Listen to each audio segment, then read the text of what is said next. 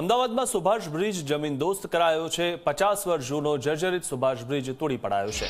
Bridge પર તિરાડ બાદ 4 ડિસેમ્બરથી વાહન વ્યવહાર બંધ હતો। હવે 1.5 વર્ષમાં નવો સુભાષ બ્રિજ બનશે। નવા બ્રિજ માટે અંદાજે 240 કરોડનો ખર્ચ થશે। બ્રિજ તોડ્યા બાદ કાટમાળ હટાવવાનું કામ ચાલુ છે। નદી વચ્ચે જમીન સમતલ કરી નવા પિલ્લર બનાવાશે। કોમનવેલ્થ અને ઓલિમ્પિકને ધ્યાનમાં રાખીને લેન વધારાશે। બ્રિજના કામ દરમિયાન રિવરફ્રન્ટનો રસ્તો બંધ રહી શકે છે।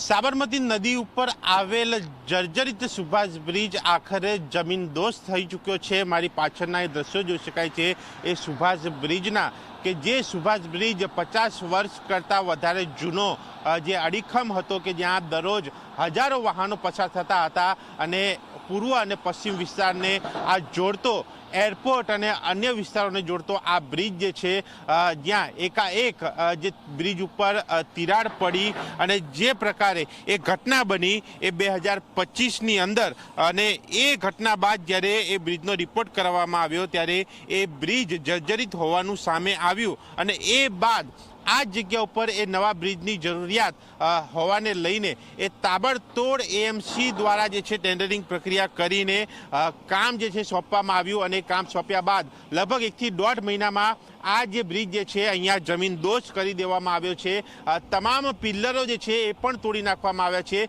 શરૂઆતમાં એ ઉપરના જે બ્લોક હતા એ તોડીને એ જૂના પિલ્લર સાથે નવા પિલ્લરો ઊભા કરીને એ બ્રિજ બનાવવાની વાત હતી, પરંતુ એ પિલ્લરો પણ જર્જરિત અને ક્ષતિગ્રસ્ત હોવાનું સામે આવતા એ પિલ્લરો તોડવાની સાથે આખો નવો બ્રિજ નિર્માણ કરવાનું નક્કી કરવામાં આવ્યું અને તેમાં 250 કરોડ જેટલાના દરે આ બ્રિજ જે છે એ નવો અહીંયા બનશે અને એ બાદ આ જે 4 લેન જે બ્રિજ હતો એ 6 લેન કરતાં વધારે લેનનો એ બ્રિજ બનીને એ લોકોને સુવિધા પૂરી પાડશે અને 4 ડિસેમ્બર એ 2025ના રોજની એ ઘટના બાદ આ કામગીરી હાથ ધરવામાં આવી। ટેન્ડરિંગ પ્રક્રિયા કરીને એ બ્રિજ જમીનદોસ્ત કરવામાં આવ્યો અને ત્યાં કાટમાળ હટાવવાની કામગીરી સાથે એ લોખંડનો જે ભંગાર કહેવાય એને પણ અલગ પાડવાની પ્રક્રિયા ચાલી રહી છે। એ મશીનરોની મદદ એ મજૂરોની મદદ લઈને એ પૂર ઝડપે કામ અહીંયા કરવામાં આવી રહ્યું છે અને હવે